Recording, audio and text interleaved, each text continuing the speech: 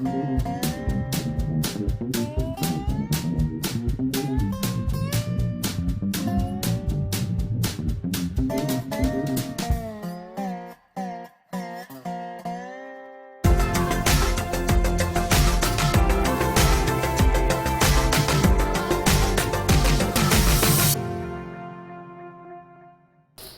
morning.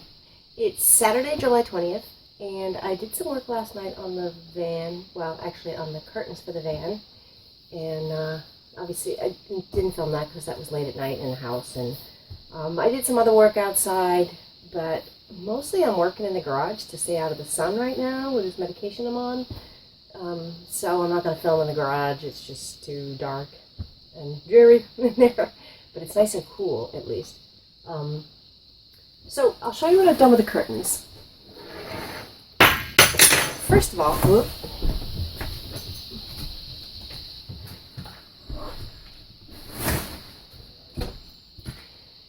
all, I cut off some of the top of the curtain because I was not going to use it lengthwise. I was going to use it widthwise, and it was still a little bit too long to go all the way across for what I needed to go all the way across. So once I got that cut off, I bought these plastic rings in the sewing section at Walmart. They were like $1.27 or something like that. There's 24 in the pack. I needed 20. I actually only needed 18 for the curtain rod, but I did an extra 2, and I will put hooks on the side back over here to hook the curtains in, because my curtain rods have to be way over here, and that means the curtain doesn't cover the whole thing. So I just used number 5 crochet cotton and a crochet hook, and I did single crochet all the way around the ring.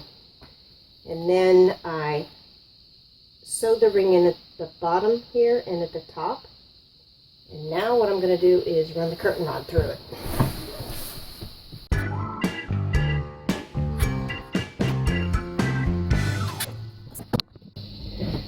So there's that curtain. And I wanted the gray side to be towards the cab, because the purpose of that obviously is to just make it look like a regular cargo van from the windows of the cab. So then, I already know from personal experience with these sort of drapes in my house, dog fur and cat fur just is like a magnet to this stuff. So I wanted this covered up so it's not covered up in dog hair. So again, what I did was I cut some off a curtain, a shower curtain, and hemmed it. Now we will run this one through there.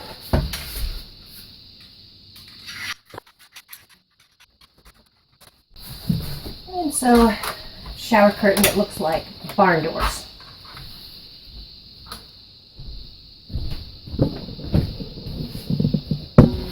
And also with this, I can actually open the heavy one and just have this one closed if I want privacy, but I want sort of daylight and air coming in from the windows of the cab. And like I said, these 2 rings here are going to be for over each side of this one. I will attach these to this and I'll hook it in over here.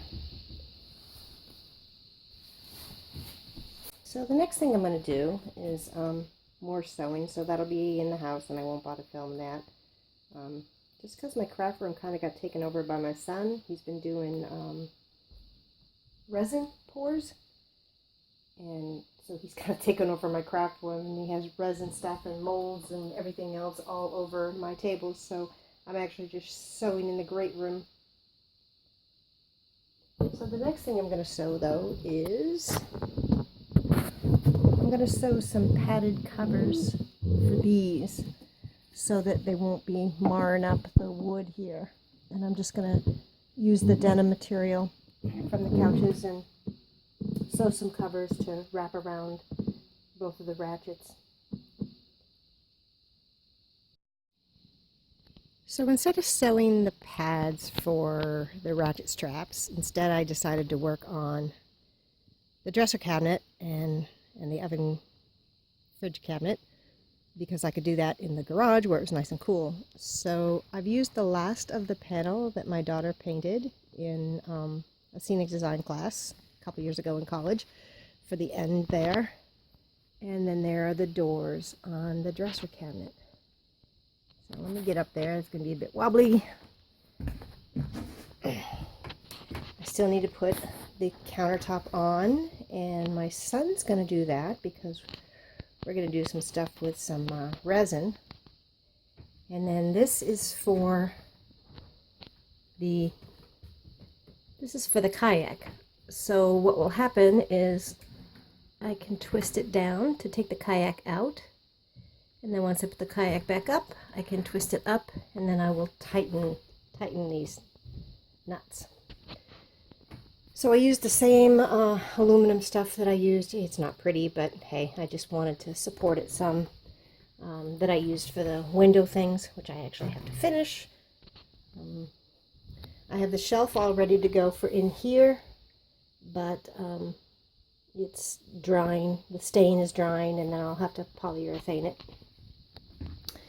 So the cabinets I have, this is much easier when it's in the middle. I have one shelf there, and I had metal on here, but it just wasn't, basically what it comes down to is this 2x2 here is warped and it's tilted. So when I put the metal in, because it's kind of shallow, it's only about this tall, right, about half the height of this wood that I put in. Because this is tilted, the front door was falling out. It wasn't being caught by the metal edge, so I had to do wood pieces. Now I don't have a dado blade or a dado plate for my table saw, but really it's just a matter of cutting a couple grooves, you know, slowly inching this over a little bit at a time to cut grooves, and this just slides so much easier on the wood. I may actually go ahead and replace the one in the sink cabinet with wood. So I have the little black cubes that fit in here, 4 across the top shelf, 4 across the bottom shelf, and that'll be for both my food and my clothes. Food probably will be heavier, so it'll be on the bottom. But I like how this cabinet turned out with the panels from the thing my daughter painted. The colors are not my choice per se, but I think it looks really nice with the wood frame around it. And, you know, with the black floor, I think it also looks nice with the black trees. I quite like it. I'm glad I kept that panel, and I'm glad I finally found a use for it. And so since there's something in here my daughter made, these panels, I asked my son if he would do the countertop with resin, so that I have something he made.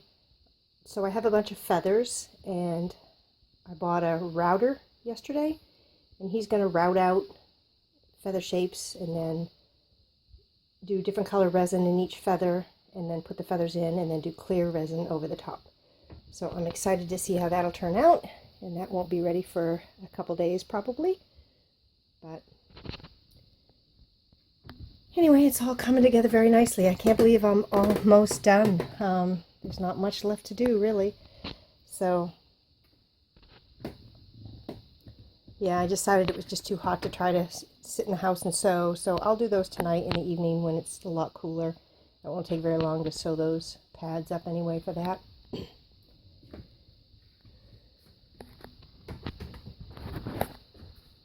Alright, so I'm actually in my bathing suit because I just I washed the Expedition. Don't worry, I was in the shade. I know I'm not supposed to be out in the sun, But anyway, I'll wrap this video up. Oh, so let me actually show you why I'm on this medication I'm on.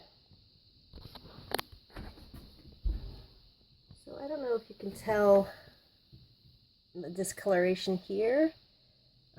It was very swollen and all red all the way down to here. So now the redness has gone away and it's just sort of, but I had a tick bite in between my big toe and my second toe. And because it started doing weird things, they were worried it might be Lyme. So I have a full 10-course, full dosage of doxycycline, I think, which is a antibiotic they use to treat Lyme.